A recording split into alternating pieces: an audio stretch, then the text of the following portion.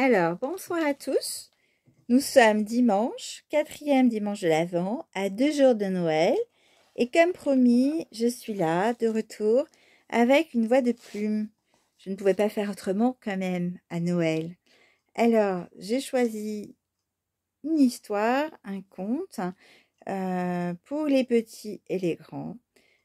Nous sommes nombreux à nous poser la question, n'est-ce pas? Comment fait ce Père Noël, fait-il ce Père Noël, pour être au rendez-vous, à l'heure, le même soir, partout? Alors, il y a plusieurs hypothèses, bien sûr. Moi, j'en ai trouvé une qui me plaît bien. L'idée, c'est qu'il y a des Pères Noël. Parce que tout seul, un Père Noël, c'est un peu difficile. Mais s'il a une équipe de Père Noël, tout va bien, à plusieurs, ça peut le faire. Alors, donc, je vous propose de vous mettre à l'aise, de vous installer et d'écouter tranquillement cette histoire qui m'a bien plu et j'espère qu'elle vous plaira aussi. Au village des Pères Noël.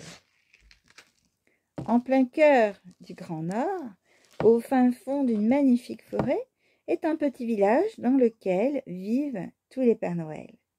Grands et petits, gros et minces, à la peau claire ou plus foncée, tout le monde s'entend très bien.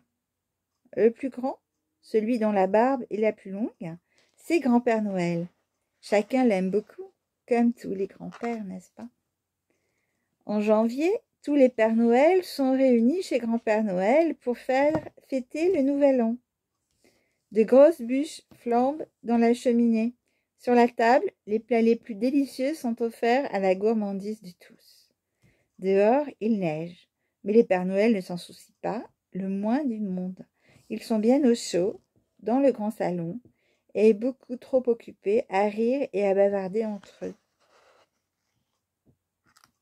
En février, oh là là là là là là, le village des Pères Noël croule sous une véritable avalanche de courriers. Ce sont les lettres de remerciement des enfants pour les cadeaux qu'ils ont reçus à Noël dernier. La lecture de tous ces petits mots enchante Grand-Père Noël, car les enfants y ont mis tout leur cœur. Ses yeux pétillent de contentement. Quelquefois même, il éclate franchement d'un grand rire joyeux. Alors faites plaisir au Père Noël. N'hésitez pas à lui écrire pour lui dire merci. En mars, la neige a fondu dans la forêt du Grand Nord. Les Pères Noël se sont mis au travail pour la fabrication des jouets. Ils sont très occupés.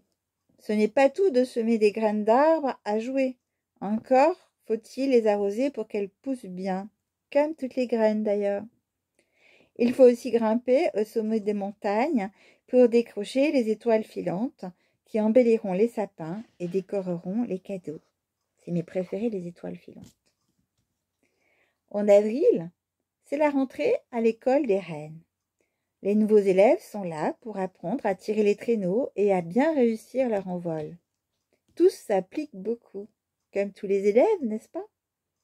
Chacun rêve d'être choisi le soir de Noël pour traîner le traîneau du Grand-Père Noël.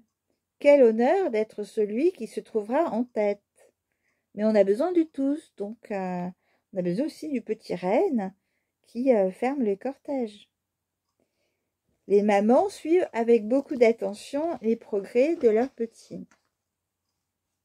En mai, les Pères Noël doivent passer une visite médicale. Pour parcourir le monde, il est très important d'être en pleine forme, n'est-ce pas les aventuriers? Grand-Père Noël surveille avec soin leur santé et leur poids. Pas question de laisser un de ces Pères Noël devenir trop gros, sinon le renne qui tire son traîneau aurait bien du mal à prendre son envol. N'est-ce pas les gourmands? En juin, aujourd'hui, il pleut. Pour éviter les taches de rouille sur leurs précieux traîneaux, le Père Noël en prenne grand soin. Il vérifie tous les jours que tout est en bon état. Les reines, eux aussi, sont très attentifs à l'entretien de leurs traîneaux. Il ne faudrait bien pas que le traîneau tombe en panne pile le jour de Noël, n'est-ce pas? Ni les autres d'ailleurs, pour rentrer. En juillet, les Pères Noël sont partis en ballon, équipés de longues vues. Ils passent au-dessus des villes et des villages, jetant un coup d'œil par-ci, par-là, pour vérifier que les enfants sont bien sages. Dans une cour d'école, les garçons et les filles ont décidé d'arrêter de se chamailler. Ils jouent tous ensemble au ballon. C'est bien mieux ainsi, n'est-ce pas? Les Pères Noël ont un grand registre dans lequel ils inscrivent les noms des enfants sages du monde entier. Alors, avez-vous été sages, les enfants? En août, l'été a fini par arriver dans le Grand Nord. Les Pères Noël ont pris quelques vacances pour profiter pleinement du soleil. Et ça fait du bien, le soleil, n'est-ce pas? Ils s'en donnent à cœur joie, jouant toute la journée avec leurs amis, les phoques et les dauphins. Grand-Père Noël, qui s'est endormi en faisant la planche, est tout bronzé. Mais ça ne dure pas très longtemps. En septembre, le moment est venu d'aller faire la récolte des jouets dans les champs. Les arbres sont chargés de fruits extraordinaires qui renferment des cadeaux de toutes les couleurs. Au fur et à mesure de leur cueillette, les Pères Noël s'appliquent à confectionner de magnifiques paquets.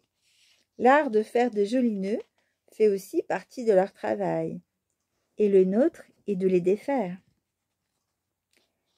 En octobre, pour les Pères Noël, c'est jour de réunion. Ils sont tous rassemblés dans la plus grande salle du village. Pour cette petite fille, c'est une poupée. Le gros camion de pompier rouge, c'est pour ce petit garçon. Grand-Père Noël et les Pères Noël répartissent les jouets en consultant le grand registre où sont inscrits les noms de tous les enfants sages. De tous les enfants, n'est-ce pas? Parce que tous les enfants ont été sages pour que le Père Noël puisse passer. En novembre, Noël approche. Les Pères Noël commencent à se préparer.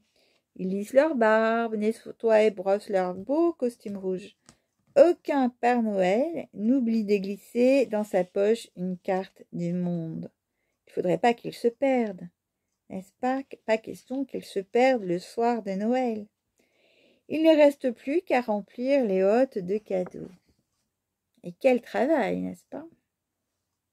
En décembre, c'est la nuit de Noël. Bientôt, c'est la nuit de Noël. En avant, Grand-Père Noël en tête, les traîneaux prennent leur envol dans le ciel scintillant d'étoiles. Les grelots qui tintinnabulent emplissent le ciel de leur musique joyeuse. Une bougie est allumée à la fenêtre de chaque maison. Les chaussures sont alignées devant les cheminées. Tout est en place pour un joyeux Noël. Joyeux Noël!